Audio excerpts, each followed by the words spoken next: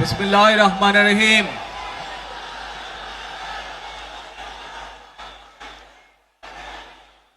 প্রিয় বাংলাদেশ, উপস্থিত প্রিয় মুরব্বীবর্গ, মঞ্চে উপস্থিত জাতীয় নেতৃবৃন্দ,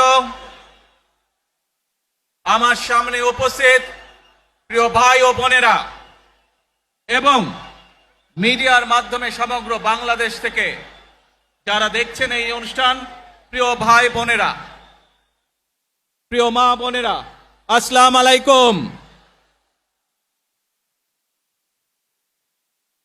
প্রিয় ভাই বোনেরা, আজ প্রথমেই আমি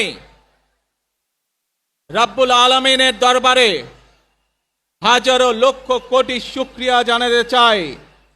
রব্বুল আলামিনের অশেষ রহমতে আজ আমি আমার প্রিয় মাতৃভূমিতে ফিরে আসতে পেরেছি আপনাদের দোয়ায়, আপনাদের মাঝে। প্রিয় ভাই বোনেরা, আমাদের এই প্রিয় মাতৃভূমি 1971 সালে লাখো শহীদের রক্তের বিনিময়ে অর্জিত হয়েছিল। ঠিক একইভাবে 75-এ আবার 7ই নভেম্বর আধিপত্যবাদীদের হাত থেকে রক্ষার জন্য সেদিন সিপাহী জনতার বিপ্লবের মাধ্যমে আধিপত্যবাদের হাত থেকে দেশকে রক্ষা করা হয়েছিল। একইভাবে পরবর্তীতে 90-এ স্বৈরাচারের বিরুদ্ধে এদেশের জনগণ, এদেশের খেটে খাওয়া মানুষ তাদের গণতান্ত্রিক অধিকারকে ছিনিয়ে এনেছিল। কিন্তু তারপরেও ষড়যন্ত্রকারীদের ষড়যন্ত্র থেমে থাকেনি। আমরা তারপর দেখেছি 2024 সালে, 71 সালে এই দেশের মানুষ যেমন স্বাধীনতা অর্জন করেছিল, 2024 সালে এদেশের ছাত্র জনতা সহ সর্বস্তরের মানুষ, কৃষক, শ্রমিক, গৃহবধূ, নারী, পুরুষ, মাদ্রাসার ছাত্র সহ দল মত নির্বিশেষে, শ্রেণী পেশা নির্বিশেষে সকল মানুষ সেদিন 2024 সালের 5ই আগস্ট এই দেশের স্বাধীনতা এবং সার্বভৌমত্বকে রক্ষা করেছিল। প্রিয় ভাই বোনেরা, আজ বাংলাদেশের মানুষ কথা বলার অধিকার ফিরে পেতে চায়, তারা তাদের গণতান্ত্রিক অধিকার ফিরে পেতে চায়। বাংলাদেশের মানুষ চায় তারা তাদের যোগ্যতা অনুযায়ী ন্যায্য অধিকার পাবে। প্রিয় ভাই বোনেরা, আজ আমাদের সময় এসেছে সকলে মিলে দেশ গড়ার। এই দেশে যেমন পাহাড়ের মানুষ আছে, এই দেশে একইভাবে সমতলের মানুষ আছে। এই দেশে মুসলমান, বৌদ্ধ, খ্রিস্টান, হিন্দু সহ বিভিন্ন ধর্মের মানুষ বসবাস করে। আমরা চাই সকলে মিলে এমন একটি বাংলাদেশ গড়ে তুলব আমরা, যেই বাংলাদেশের স্বপ্ন একজন মা দেখেন, অর্থাৎ একটি নিরাপদ বাংলাদেশ আমরা গড়ে তুলতে চাই। যে বাংলাদেশে একজন নারী, একজন পুরুষ, একজন শিশু যেই হোক না কেন, নিরাপদে ঘর থেকে বের হলে নিরাপদে ইনশাআল্লাহ ঘরে আবার ফিরে আসতে পারে। প্রিয় ভাই বোনেরা, এই দেশের জনসংখ্যার অর্ধেক নারী, 4 কোটিরও বেশি তরুণ প্রজন্মের সদস্য, 5 কোটির মতন শিশু, 40 লক্ষের মতন প্রতিবন্ধী মানুষ রয়েছেন, কয়েক কোটি কৃষক, শ্রমিক রয়েছেন। এই মানুষগুলোর একটি প্রত্যাশা আছে এই রাষ্ট্রের কাছে, এই মানুষগুলোর একটি আকাঙ্ক্ষা আছে এই দেশের কাছে। আজ আমরা সকলে যদি ঐক্যবদ্ধ হই, আজ আমরা যদি সকলে প্রতিজ্ঞাবদ্ধ হই, তাহলে আমরা এই লক্ষ কোটি মানুষের সেই প্রত্যাশাগুলো পূরণ করতে পারি ইনশাআল্লাহ। প্রিয় ভাই বোনেরা, ৭১ সালে আমাদের শহীদরা নিজের জীবন উৎসর্গ করেছিলেন এই রকম একটি বাংলাদেশ গঠনের জন্য। বিগত 15 বছর স্বৈরাচারের বিরুদ্ধে শত শত হাজারো গুম খুনের শিকার হয়েছে শুধু রাজনৈতিক দলের সদস্য নয়, নিরীহ মানুষও প্রতিবাদ করতে গিয়ে অত্যাচার নির্যাতনের শিকার হয়েছে, জীবন দিয়েছে। 2024 সাল মাত্র সেদিনের ঘটনা। কিভাবে আমরা দেখেছি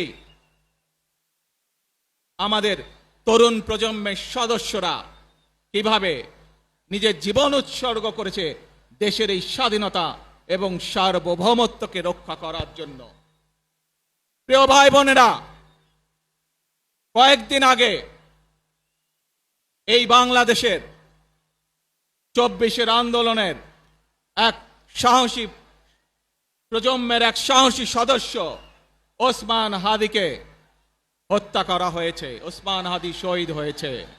প্রিয় ভাই বোনেরা, ওসমান হাদি চেয়েছিল এই দেশের মানুষের জন্য গণতন্ত্র প্রতিষ্ঠিত হোক, এই দেশের মানুষের গণতান্ত্রিক অধিকার প্রতিষ্ঠিত হোক, এই দেশের মানুষ তাদের গণতান্ত্রিক এবং অর্থনৈতিক অধিকার ফিরে পাক।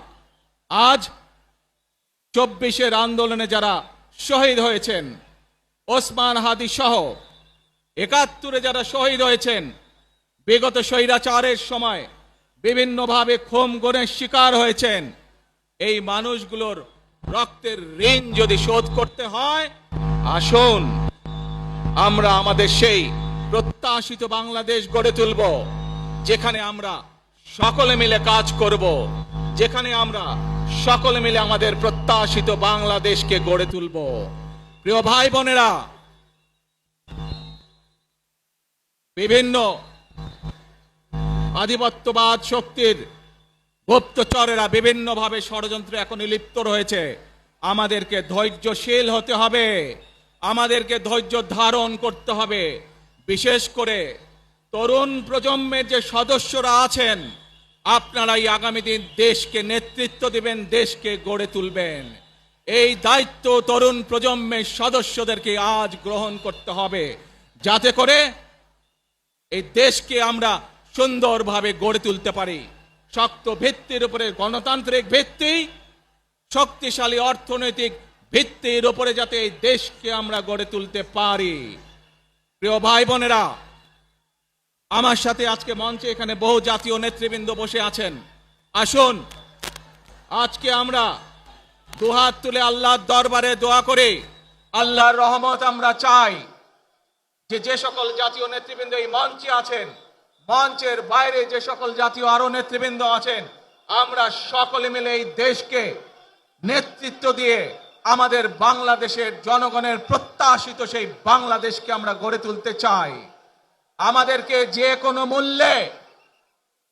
কোনো মূল্যে আমাদেরকে এই দেশের শান্তি শৃঙ্খলা রক্ষা করতে হবে। যে কোনো উস্কানির মুখে আমাদেরকে ধীর শান্ত থাকতে হবে। প্রিয় ভাই বোনেরা, আমরা দেশের শান্তি চাই, আমরা দেশের শান্তি চাই, আমরা দেশের শান্তি চাই। প্রিয় ভাই বোনেরা, মার্টিন লুথার কিং নাম শুনেছেন না আপনারা? নাম শুনেছেন তো আপনারা? মার্টিন লুথার কিং, তার একটি বিখ্যাত ডায়লগ আছে, আই হ্যাভ এ ড্রিম।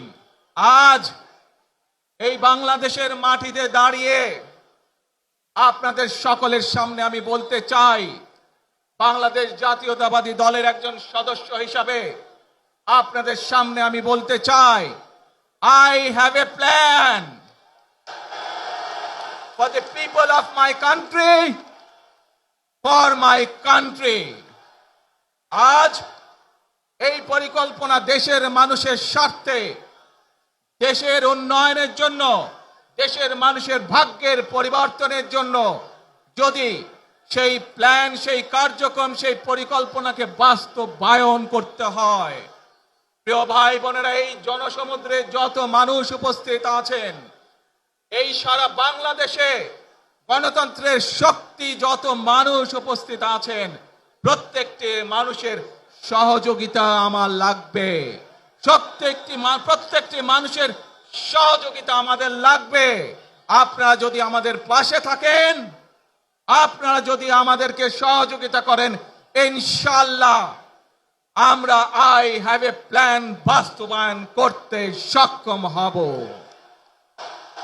আসুন আমরা আল্লাহ রব্বুল আলামিনের দরবারে হাত তুলে প্রার্থনা করি, আমরা যেন, হে রব্বুল আলামিন, হে একমাত্র মালিক, হে একমাত্র পরওয়ারদিগার, হে একমাত্র রহমত দানকারী, হে একমাত্র সাহায্যকারী, আজ আপনি যদি আমাদেরকে রহমত দেন, তাহলে আমরা এই দেশের মানুষ কঠোর পরিশ্রম করার মাধ্যমে আমাদের প্রত্যাশিত বাংলাদেশকে গড়ে তুলতে পারবো। আজ যদি আল্লাহর রহমত এই দেশ এবং এই দেশের মানুষের পক্ষে থাকে, আল্লাহর সাহায্য, আল্লাহর দয়া এই দেশের মানুষের উপরে, এই দেশের উপরে থাকে, ইনশাআল্লাহ আমরা আমাদের প্রত্যাশিত বাংলাদেশ গড়ে তুলতে সক্ষম হব।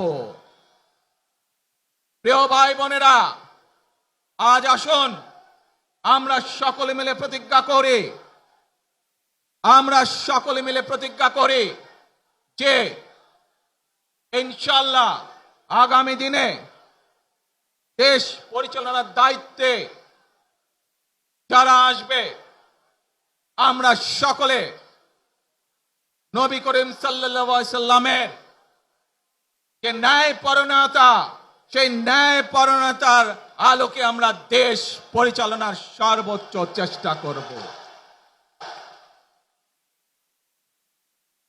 প্রিয় ভাই বোনেরা, আজ আপনারা জানেন এখান থেকে আমি আমার মা দেশনেত্রী খালেদা জিয়ার কাছে যাব। একটি মানুষ, যে মানুষটি এই দেশের মাটি, এই দেশের মানুষকে নিজের জীবনের থেকেও বেশি ভালোবেসেছেন, তার সাথে কি হয়েছে আপনারা প্রত্যেকটি মানুষ সে সম্পর্কে অবগত আছেন। সন্তান হিসাবে আপনাদের কাছে আমি চাইবো, আজ আল্লাহর দরবারে আপনারা দোয়া করবেন যাতে আল্লাহ ওনাকে তৌফিক দেন, উনি যাতে সুস্থ হতে পারেন। প্রিয় ভাই বোনেরা, সন্তান হিসাবে আমার মন আমার মায়ের বিছানার পাশে পড়ে আছে সেই হাসপাতালের ঘরে, কিন্তু সেই মানুষটি যাদের জন্য জীবনকে উৎসর্গ করেছে, অর্থাৎ আপনারা এই মানুষগুলোকে, যাদের জন্য দেশনেত্রী খালেদা জিয়া জীবন উৎসর্গ করেছেন, নিজের জীবন, সেই মানুষগুলোকে আমি কোনোভাবেই ফেলে যেতে পারি না। এবং সেজন্যই আজ হাসপাতালে যাবার আগে আপনাদের প্রতি সহ টেলিভিশনগুলোর মাধ্যমে যারা সমগ্র বাংলাদেশে আমাকে দেখছেন, আপনাদের সকলের কাছে কৃতজ্ঞতা প্রকাশ করার জন্য আজ আমি এখানে দাঁড়িয়েছি আপনাদের সামনে। প্রিয় ভাই বোনেরা, আসুন আমাদেরকে আজকে নিশ্চিত করতে হবে, আমরা যে ধর্মের মানুষ হই, আমরা যে শ্রেণীর মানুষ হই, আমরা যে দলেরই রাজনৈতিক দলের সদস্য হই অথবা একজন নির্দলীয় ব্যক্তি হই, আমাদেরকে নিশ্চিত করতে হবে যে কোনো মূল্যে আমরা আমাদের এই দেশের শান্তি শৃঙ্খলাকে ধরে রাখতে হবে।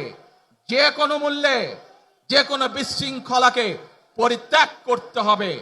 যে কোনো মূল্যে আমাদেরকে নিশ্চিত করতে হবে যাতে মানুষ নিরাপদ থাকতে পারে। শিশু হোক, নারী হোক, পুরুষ হোক, যে কোনো বয়স, যে কোনো শ্রেণী, যে কোনো পেশা, যে কোনো ধর্মের মানুষ যেন নিরাপদ থাকে, এই হোক আমাদের চাওয়া আজকে। প্রিয় ভাই বোনেরা, আসুন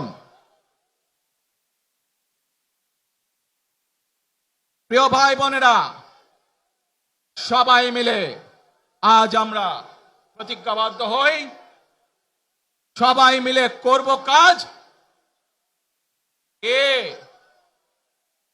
জোরে আরো, সবাই মিলে করব কাজ, কর্মমোদের বাংলাদেশ। ইনশাআল্লাহ আপনাদের সকলের কাছে দোয়া আছে, আবারও সকলকে যে কোনো মূল্যে দেশে শান্তি শৃঙ্খলা রক্ষার আহ্বান জানিয়ে যে কোনো বিশৃঙ্খলাকে পরিহার করে ধৈর্যের সাথে মোকাবেলা করার আহ্বান জানিয়ে আমার বক্তব্য শেষ করছি। আবারও আপনাদের কাছে কৃতজ্ঞতা প্রকাশ করছি আজকে আমাকে এইভাবে বরণ করে নেওয়ার জন্য। আল্লাহ হাফেজ। বাংলাদেশ জিন্দাবাদ, বাংলাদেশ জাতীয়তাবাদী দল জিন্দাবাদ। আসসালামু আলাইকুম।